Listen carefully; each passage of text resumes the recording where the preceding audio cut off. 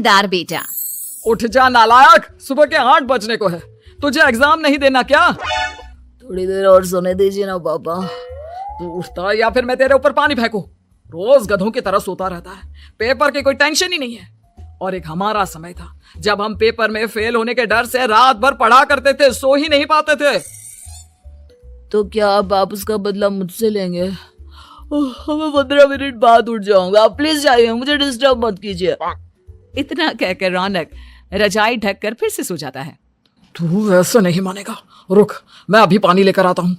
बस फिर क्या था, इतना कहकर वो भागते हुए बाथरूम में जाते हैं और पानी की एक बड़ी सी बाल्टी लाकर रौनक के ऊपर फेंक देते हैं।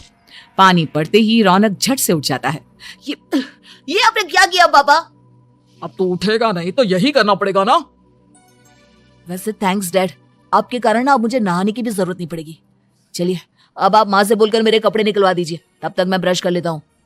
वैसे कल ना आप एक काम और करना, नहलाने के साथ साथ मुझे ब्रश भी करवा देना। ये ब्रश करने में ना मुझे बहुत आलस आता है।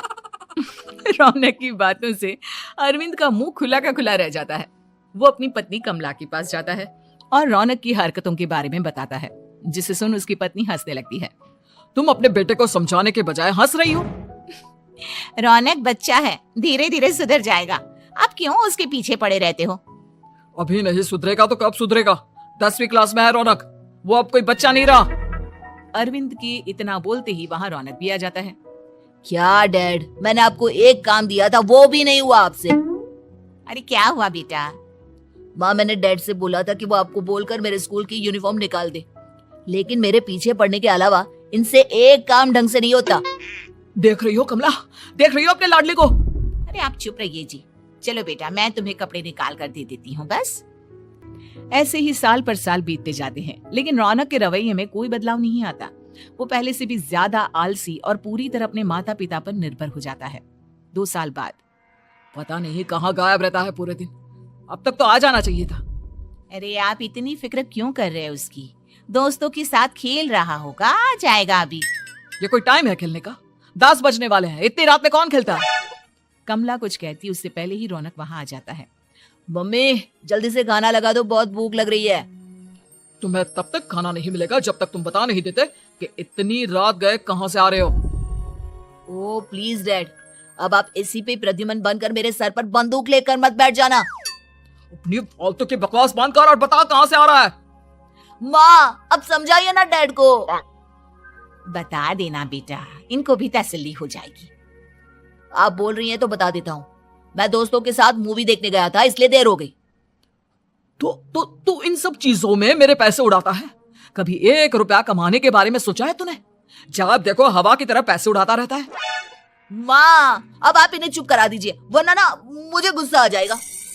अच्छा क्या कर लेगा? बता ना क्या कर लेगा तू? वैसे बात तो ठीक ही है, मैं कर ही क्या सकता हूँ, पैसे तो फिर भी मैं आपसे ही मांगूंगा ना। चलिए अब ये सब बात छोड़िए और मम्मी मेरे लिए खाना लगा दीजिए। अभी लगा देती हूँ बेटा। मैं बता रहा हूँ कमला, एक दिन ये ऐसे ही बिगड़ जाएगा। ओफो, आप क्यों इतना पीछे पड़े रहते हो मेरे बच्चे के? बात की बात में देखेंगे, अभी आप शांति से उसे खाना खाने देंगे? अगले दिन डैडी मुझे 10,000 रुपए चाहिए। हाँ? अब इतने पैसे क्यों चाहिए तुझे? डैड आप बिना सवाल किए कभी पैसे नहीं दे सकते क्या? जब तक तू बताएगा नहीं तुझे पैसे भी नहीं मिलेंगे। अरे अब आप अपने बेटे को पैसे भी नहीं दे सकते? नालायक, तेरी उम्र के लोग नौकरी करते हैं और एक तू है जो नौकरी करने का नाम ही नहीं लेता कभी। आप लोगों के होते हुए भला मैं नौकरी क्यों करूं? अरे हम कब तक पैसे देंगे तुझे? तुझे भी तो अपने पैरों पर खड़ा होना होगा ना। कौन सा उधार के पैरों पर खड़ा हूं? अपने ही तो पैरों पर खड़ा हूं मैं। इसी तरह रौनक दिन प्रतिदिन लापरवाह होता जाता है। उसकी लापरवाही को देखते हुए अरविंद और कमला अपने बेटे की शादी कराने का फैसला लेते हैं और 1 महीने के अंदर अंदर ही रौनक की शादी मेघा नाम की लड़की से करा देते हैं। शादी के कुछ दिन बाद, रौनक मुझे एक अच्छी सी साड़ी चाहिए, आप ला दोगे ना? हाँ क्यों नहीं, कितने तक की आती है साड़ी? यही करीब 5,000 तक की। तुम चिंता मत करो, मैं आज ही डैडी से पैसे मांगकर तुम्हारे लिए साड़ी ले आऊंगा। आप कब तक ऐसे ही अपने पापा से पैसे मांगते रहेंगे? कोई अच्छी सी नौकरी क्यों नहीं कर लेते आप? अरे डैड के होते हुए मुझे नौकरी करने की जरूरत ही क्या है? पर आप ऐसे कब तक उनसे पैसे मांगते रहेंगे?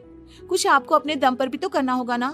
अब तुम भी बाकी लोगों की तरह मुझे ज्ञान देना शुरू मत कर देना। साड़ी चाहिए ना तुम्हें, मिल जाएगी बस। इतना कहकर रौनक अपने पिता से पैसे मांगने चला जाता है। डैडी, मुझे 5,000 रुपया चाहिए। अब 5,000 क्यों चाहिए तुझे? वो मेघा को साड़ी चाहिए थी। अरविंद आगे बिना कुछ कहे चुपचाप उसे पैसे निकाल कर दे देता है।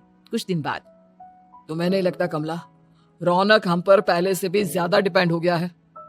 मुझे तो अब उसके भविष्य की चिंता होने लगी है। कल को हमें कुछ हो गया तो वो क्या करेगा? काश तुमने पहले ये सोच लिया होता तो आज हमारा बेटा इतना लापरवाह नहीं होता। तब मुझे कहाँ पता था कि मेरा लाड प्यार उसे इतना बिगाड़ देगा कि वो इस हद तक लापरवाह बन जाएगा। कोई बात नहीं, अभी भी देर नहीं हुई। मुझे पता है उसे कैसे सुधारा जा सकता है। कैसे? अरविंद कुछ कहता उससे पहले रौनक वहां आ जाता है और पैसों के लिए हाथ फैलाने लगता है। डैड, मैं और मेघा बाहर घूमने जाना चाहते हैं। अरे वाह, ये आज सूरज कहाँ से निकला है? Dad please. अच्छा चलो अब मुद्दे की बात करो। मुझे अब 25,000 चाहिए। अब तुम्हें 1 रुपया भी नहीं मिलने वाला। अगर तुम्हें पैसों की इतनी ही जरूरत है तो कोई ढंग की नौकरी कर लो। मम्मी, आप कुछ कहिए ना डैड को। बेटा, वो गलत क्या बोल रहे हैं? ये सब हम तेरे भले के लिए ही तो कर रहे हैं। मम्मा, मैंने बताया ना आपको, मुझे नहीं करनी कोई जॉब वॉब। तो ठीक है, निकल जाओ हमारे घर से। तुम्हारे जैसे लोगों के लिए मैंने ये घर खड़ा नहीं किया है। जितना ये घर आपका है ना, उतना ही मेरा भी है। मैं कहीं नहीं जाने वाला। जाना तो पड़ेगा ही तुझे, क्योंकि अब मैं तेरा कोई भी खर्चा नहीं उठाने वाला। ठीक है, मत उठाइए मेरा खर्चा, मैं अपने दम पर भी जी सकता हूँ। तो बेशर्मों की तरह अब तक यहाँ क्यों खड़ा है? अपना सामान ले आओ, निकल जाए यहाँ से। रौनक पैर पटकते हुए वहां से चला जाता है। घर से निकालना जरूरी है क्या उससे? बिना पैसों के कौन रखेगा उससे किराए पर? अगर उसका भविष्य सुधारना है तो हमें अपने दिल पर पत्थर रखकर ये कदम उठाना ही होगा। दोनों बात कर रहे होते हैं कि रौनक अपनी पत्नी के साथ एक बड़ा सा बैग लेकर घर से निकल जाता है, लेकिन घर से बाहर उसे कोई भी मुफ्त में अपने घर किराए पर नहीं रखता। अंत में थक हार कर वो फिर से अपने घर चला जाता है। क्या हुआ? थोड़ी देर पहले तो दहाड़ते हुए घर से निकला था, अब क्या हुआ? नहीं रखा ना किसी ने तुझे किराए पर? डैड प्लीज, मैं कुछ दिनों में कोई अच्छी सी नौकरी शुरू कर दूंगा। आप तब तक तो हमें रख लीजिए प्लीज। सुबह से रात हो चुकी है लेकिन कोई हमें रखने को राजी नहीं है। अब आप ही बताइए, इतनी रात को मैं मेघा को लेकर कहाँ जाऊंगा?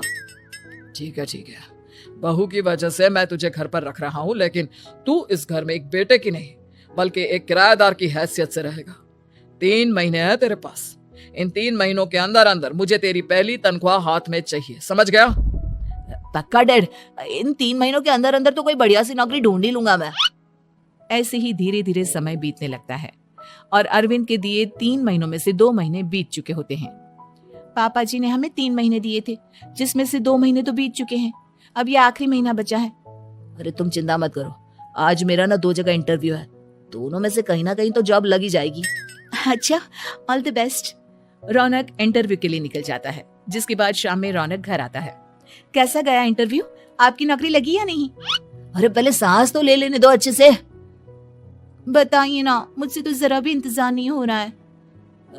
वो दरअसल बात यह है कि मेरी नौकरी तो लग चुकी है लेकिन पैसे बहुत कम है। कितने पैसे हैं? 15,000। इतने में अरविंद और कमला मिठाई का डिब्बा लेकर आ जाते हैं। बधाई हो बेटा। हम जानते थे तेरी जॉब जरूर लगेगी। लेकिन मेरी सैलरी बहुत कम है मम्मा। कम है तो क्या हुआ, धीरे धीरे बढ़ जाएगी।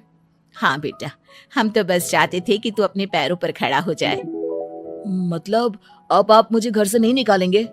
नहीं, ये सब हमने तुझे जिम्मेदार इंसान बनाने के लिए किया था। थैंक यू मम्मी पापा, अगर आप दोनों ऐसा नहीं करते तो मुझे कभी अपनी जिम्मेदारियों का एहसास तक नहीं होता। आज आपने मुझे सिखा दिया कि इंसान का अपने पैरों पर खड़ा होना भी जरूरी होता है।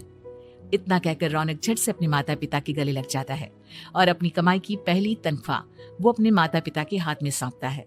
इस तरह रौनक एक गैर जिम्मेदार व्यक्ति से एक जिम्मेदार